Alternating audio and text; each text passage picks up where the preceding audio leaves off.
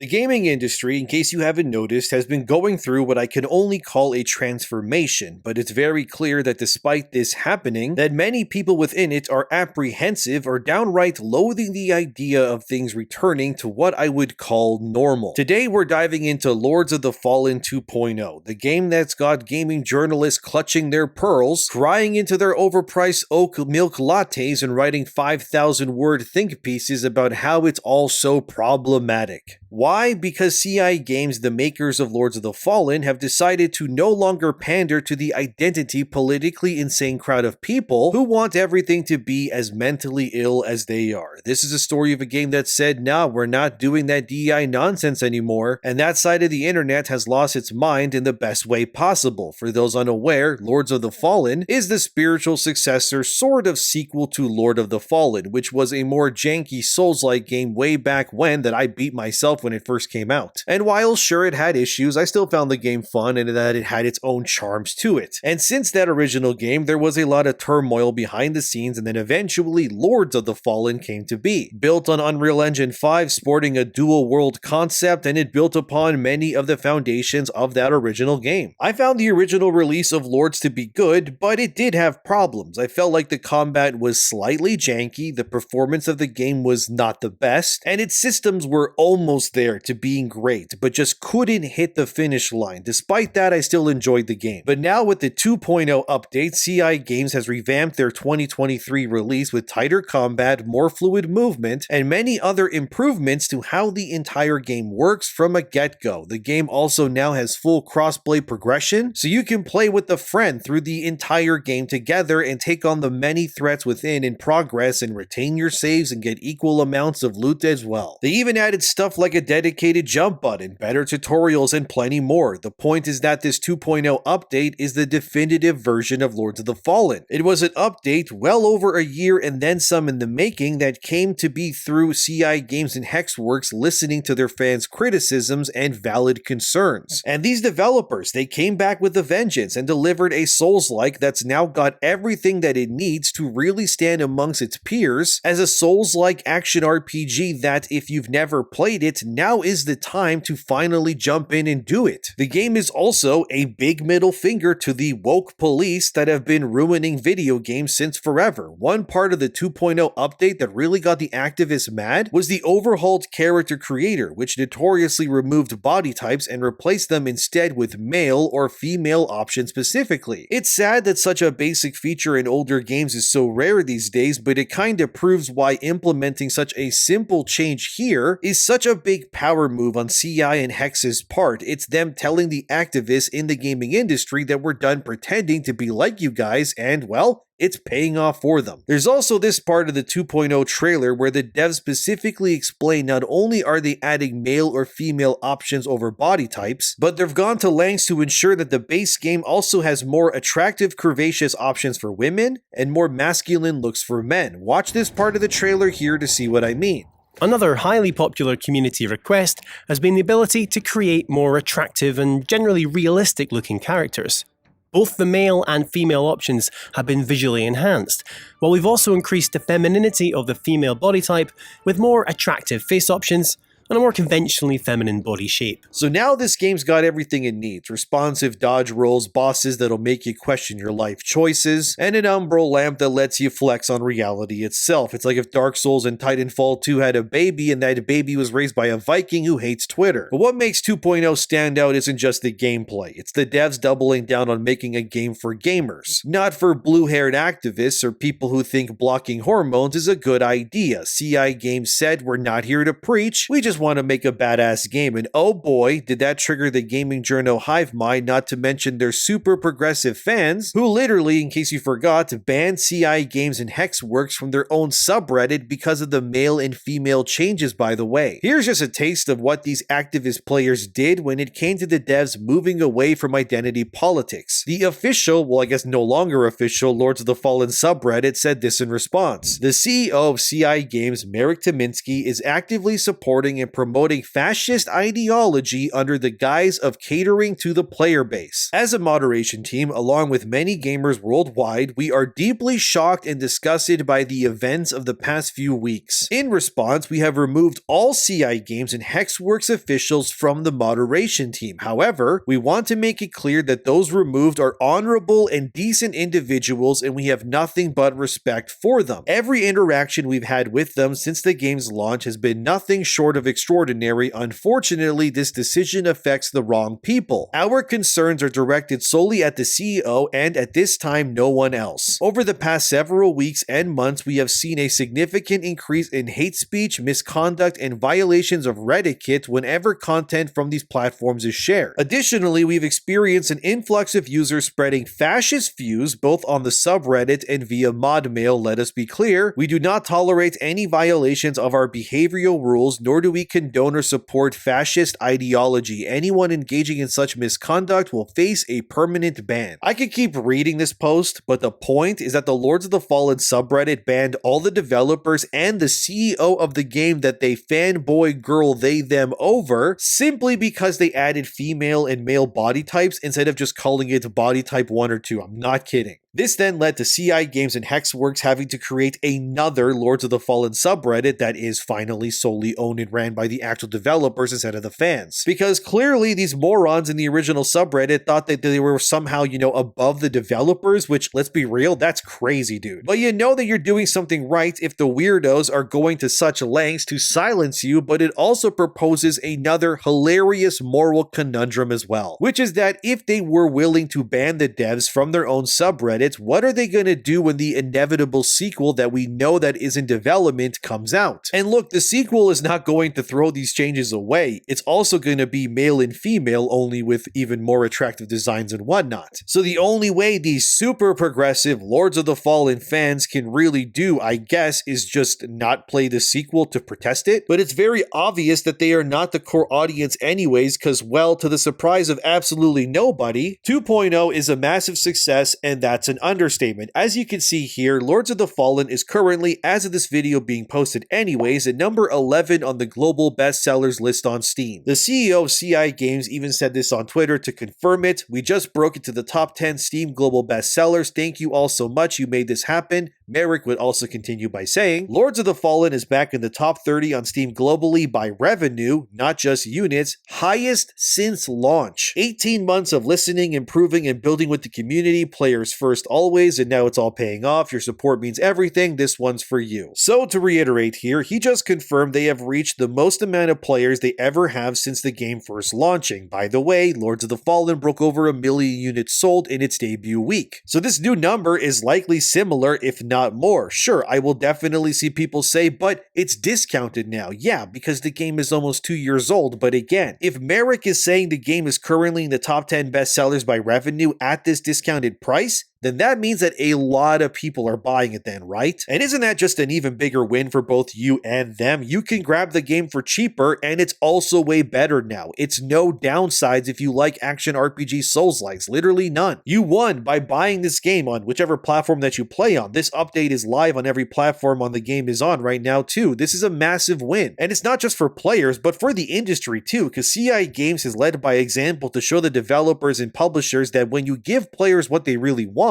you do get rewarded in the process. There's nothing wrong with what they've done here. This just gave you the game you always wanted. It's cheaper now and has more content and quality of life updates. It's all just a massive win, guys, and I truly love to see it. I love to see good games become great and sticking a middle finger to the people who wanted to keep it in the ground. Like they even had this episode go live where they had 2 developers talk about the 2.0 updates on their YouTube channel, and these guys look like they just walked off a metalcore or new metal tour to talk about the game. These guys look like exactly how I would want developers that make these sorts of games to look like. Complete metalheads through and through. Like this dude here has a leather jacket without sleeves. I just love to see it, guys. So this update went live and they fixed the launch bugs that had Steam reviews looking like a war zone before, and they tweaked enemy placement. So you're no longer getting sniped by 17 archers at once, and they added new quests and weapons and a beefier endgame too, and the performance now, buttery smooth, even on mid-tier rigs. Oh, and they nerfed that one gun boss who was basically Millennia's evil cousin. You know the one I'm talking about, the bloody angel lady. But the real glow up is that the devs leaned hard into their no politics stance. No more forced DEI, no shoehorn social commentary, just a dark fantasy world where you kill demons and look cool doing it. And the fans are just eating this up like it's a full course meal. But of course, like always, gaming journalists are having a full-on existential crisis over this game. And it's been going on since the beginning of this year, by the way. Back in January 2025, CI Games marketing director Ryan Hill dropped a bombshell in an investor's call. He said that Lords of the Fallen 2, codenamed Project 3, would focus on quality over quantity with westernized storytelling and no DEI nonsense. Translation? They're not pandering to the woke crowd anymore. And oh boy, did that make heads explode. Where Shotgun tried to shame CI Games for giving players what they wanted with their article titled, "Video game publishers are starting to use anti-DEI as a marketing meme." Here's what Rock Paper Shotgun said about CI Games and their pivot away from DEI. Last week, CI Games publishers of Sniper Ghost Warrior and Lords of the Fallen declared to investors and social media followers that they would be avoiding DEI, both in terms of their hiring practices and more ambiguously in terms of social or political content of their games. It's a good opportunity to rebut some of the arguments against DEI while exploring what DEI has come to mean to people who play video games and to people who sell them. They continue, the concept of DEI today doesn't, however, just cover what happens at work. Within many reactionary online circles, DEI has evolved like woke into a catch-all signifier for a caboodle of left-wing or progressive positions across society and culture, from recent trans rights advocacy to older feminist arguments about positive representation in art. There's a lively community of right-wing journalists, streamers, and assorted grifters who bond over and profit from the exercise of combing video games for signs of DEI infestation. They then bring up Ryan Hill, who's the global marketing director at CI Games, and Rock Paper Shotgun continues with his statement on DEI, which says here, Ryan Hill associates it with social or political agendas at the level of story, theme, and character, and nebulously claims that games that embedded such agendas may underperform commercially. Citing certain unnamed high-profile releases from the past year or so, our games will always be developed to maximize player enjoyment and commercial success. And as such, we will not be integrating any social or political agencies into these experiences going forward, having observed the high risk this can present, Hill concludes. Rock Paper Shotgun then brings up CI Games' other franchise, Sniper Ghost Warrior, and claims that game could have benefited from a DEI consultant because that franchise has you running around the globe as a world policeman, as Rock Paper Shotgun puts it, shooting at what they claim are stereotypes. And this is what I'm saying, is that you can't appease these sorts of people no matter what you really do with them, whether it's Sniper Ghost Warrior or Lords of the Fallen. You can never meet the demands of these sorts of weirdos no matter what you do. Yet funnily enough, it's actually very easy to meet the demands of actual players who buy your games instead, because you simply just need to make fun games that lean into whatever power fantasy it is that you're pushing at the time. You don't have to check lists and ensure there's nothing in your game that will make some journalist belly ache and reach for the keyboard to call you a racist. You don't have to worry about adding non-binary pronoun options to your games or ensuring the women just look like malnourished men with zero curves, busts, or boobs. So the people who cry about this sort of thing online yet never buy your games anyways don't have their feelings hurt. Look, if you ask me, it's way easier to just give players what they want and just ignore what these journalists say anyways, because 9 times out of 10 they don't even play your game. They never were going to anyways, and they just want to use your game as another head they can put above their fireplace of things they've successfully forced to adhere to their stupid demands. Like I said, go look at Lords of the Fallen 2.0 success and performance right now. It's basically unheard of that a game that is a year or so older can swing right back on like this and make almost as much money as the big games that are currently crushing it right now. The only other game I can think of off the top of my head that had a similar success story and continues to be a success is No Man's Sky, probably. This is what this feels like actually. It's probably the perfect comparison if I'm thinking about it. But Lords of the Fallen and No Man's Sky's launch, they were both buggy with features missing, and they were kind of, close to greatness, but they didn't have what they needed. And now they're both great, and wow, look at that. They're huge successes now. This just proves that even if you make something that still does well, it doesn't mean that your game is over per se ever really. As long as the passion and resources are available, a victory tour can just be around the corner. But in the case of DEI Games, as Rock Paper Shotgun tries to defend, they don't have this luxury. Concord couldn't fix itself in time before the pendulum swung to its annihilation. Neither could Dragon Age Veilguard or Suicide Squad. Maybe Squad could have turned it around, but the reality is that the DEI nonsense was so baked into that game on a molecular level, it just wasn't economically feasible to do so. Of course, Rock Paper Shotgun does try to cope and say DEI or wokeness does not mean your games can be a commercial failure. And the examples they give are, well, listen to what they say, as it reads here. Just look at Call of Duty Black Ops 6, the biggest Call of Duty ever according to its creators, despite being the first Call of Duty to feature a non-binary character whose voice actor has had to deal with transphobic harassment. God of War Ragnarok, meanwhile, is a flawed deconstruction of patriarchy that features input from the narrative consultancy Sweet Baby Inc., a popular boogeyman for the DEI detectors, and has still managed to sell tens of millions of copies. Fortnite hosts an annual Pride event amongst other woke initiatives and remains one of the most played games in history,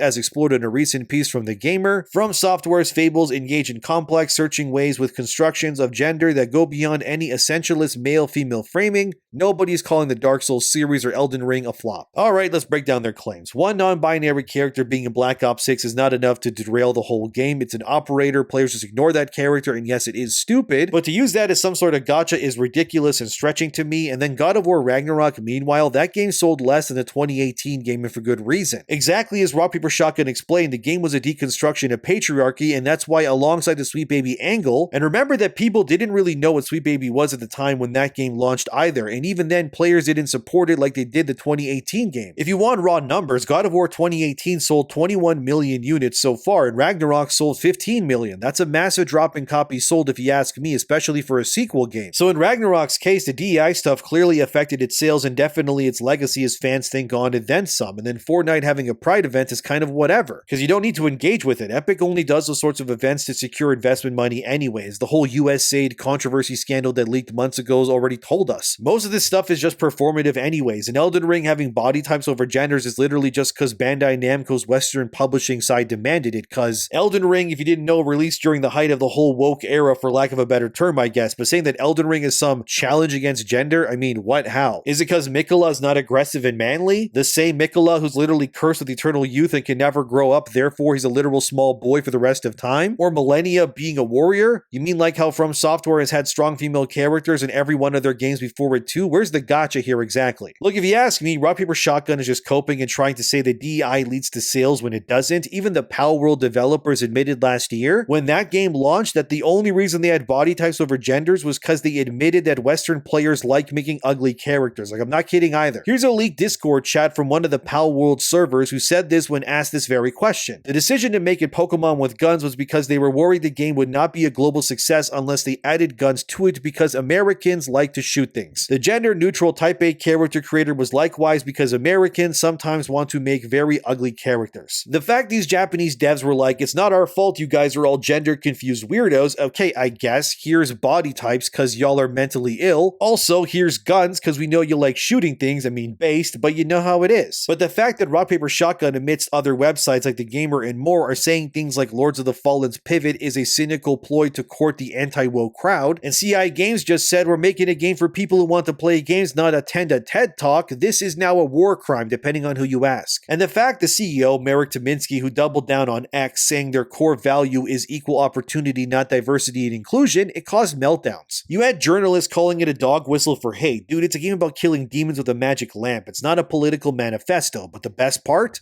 While these clowns were rage writing their hit pieces, gamers were busy buying the game. And let's talk numbers. Lords of the Fallen sold 1.2 million copies in its first month back in 2023, despite a buggy launch and journos attacking it. Fast forward to 2025, version 2.0 drops, and it's already pushed past 1.5 million units across platforms so far. This response proves that gamers don't care about your 3 out of 10 reviews about video games as journalists whine about lack of representation. They just want a game that's fun, challenging, and doesn't lecture them, period. It could all be so easy. Yeah, it's such a big problem that Lords of the Fallen doesn't have a pride flag in every cutscene. It's literally now unplayable. Where's the rainbow armor? Why isn't everyone trans? Oh, the horror. They yell, as they always do, as they never fully intended to buy the games, even if it did have these things that they wanted in it anyways. Firstly, Lords of the Fallen 2.0 doesn't bend the knee to the DEI gods. No forced quotas, no token characters, no dialogue that sounds like it was written by a Reddit mod. The game's story is about a knight saving the world from a demon god, not about dismantling the patriarchy, and apparently that's a crime. One review on Polygon said the game's grimdark aesthetic was too masculine. Dude, it's a Souls-like. What do you want, a pastel-colored tea party with ADers serving cupcakes? Reason number 2, it's actually good. See, journos love propping up mid-games with the correct politics in them. But when a game like this comes along, it exposes their hypocrisy. They can't handle a game succeeding without their approval. It's like when Elden Ring dropped and they tried to nitpick it while everyone else was praising Miyazaki as a god. These journalists really thought they did something and had the hubris to believe that they were somehow the de facto voices services for the video games industry. But then comes YouTube, Twitch, Twitter, and more, and suddenly they have to actually compete and try when it comes to their content. And it's clear that they're losing since there's barely even a dozen full-time gaming journalists anymore, and gee, I wonder why. Oh, that's right, it's because they refuse to speak for players, and whenever something good does happen in this industry that players celebrate, like devs listening like CI Games did, instead of giving them credit where it's due and being positive, they just want to bury them as deep as they can. All because they, as in the journalists, didn't okay this move by CI Games first. If Lords of the Fallen 2.0 proved anything, it's that you don't need Reddit or gaming websites to make your game a success. You just gotta listen to your real fans and ignore the clowns. And the circus that they attend will light itself on fire inevitably without you even lifting a finger most of the time. And the final nail in the coffin, gamers are just voting with their wallets. Every time a journal writes a hit piece, the game will just sell more copies. It's the Streisand effect in full swing right now with Lords of the Fallen. The more the journalists cry about the game doing well by its customers, the more people will just buy the game and support it. It's Black Myth Wukong all over again. IGN and other sites try to ruin that game, and the complete opposite happened, and it sold millions instead. Even go look at Marvel Rivals. They have a swimsuit edition coming out. Even the official Marvel website, as you can see here, confirmed that it's coming. And look at the covers that are coming with this. Wow, actual men and women in bathing suits. Incredible. By the way, the last time they had a swimsuit edition for Marvel characters, it was 30 years ago, guys. 30 years. And then Rivals comes out and makes them a bunch of money, and then Disney swapped their entire stance on DEI and not showing skin when the money came rolling in. Wow, imagine that, huh? Maybe if journalists stopped attacking the players, they would still have jobs, but instead the industry is moving towards more things like swimsuits and Marvel Rivals, and celebrating games like Lords of the Fallen for their changes. Look, I'm not saying that every journalist is a hack, some are just doing their job, but when you're writing 2,000 words about how a game's lack of pronouns is harmful, maybe it's time to touch grass. Meanwhile, Lords of the Fallen 2.0 is out here proving that gamers just want good games, no lectures, no agendas, just give them what they paid for God's sakes. So why does any of this matter? Because Lords of the Fallen 2 and anything like it pushes against this nonsense is not just a game, okay? It's a statement. It's proof that devs can't ignore the woke noise and still succeed. CI Games took a risk, said screw the haters, and delivered a banger that's now resounding with everybody. And this is a wake-up call for the industry. Gamers are tired of being preached to. We want escapism and not activism. This is bigger than one game. It's a signal to other devs. You don't have to bow to the outrage mob. Look at From Software. They've been making problematic games for years, and yet they keep selling. Hogwarts Legacy ignored the boycotts and became a juggernaut. Now Lords of the Fallen 2.0 is joining that club. The anti-woke revolution is here, for lack of a better term, and we truly are, as I predicted 2 years ago, now entering what I can only call the post-woke era. And let's give props to the community. You guys on X, Reddit, and Steam are the real MVPs. Every time you share a clip or upvote a post or leave a positive review, you're sticking it to these naysayers. Let them know that this is our hobby, our passion, and we're taking it back from the terminally offended one success at a time. Ultimately, Lords of the Fallen 2.0 is doing what it always set out to do, and that's spitting in the face of gaming culture and laughing all the way to the bank. It's annoying these woke people, it's got the gameplay that it needs, the visuals that it craves, and the balls to say we're here for gamers, not complainers, and the best part, it's winning, big time. And to all the journalists out there writing your next hit piece, cope harder, and to the CI Games and Hexworks, just keep doing you. And to the viewers, you guys are the real heroes of the story, just keep supporting games that respect you, so buy Lords of the Fallen 2.0, play it, love it, and tell the world about it. Thank you for watching, subscribe, have a wonderful day, go play some dope video games today, and I'll see you guys in the next one.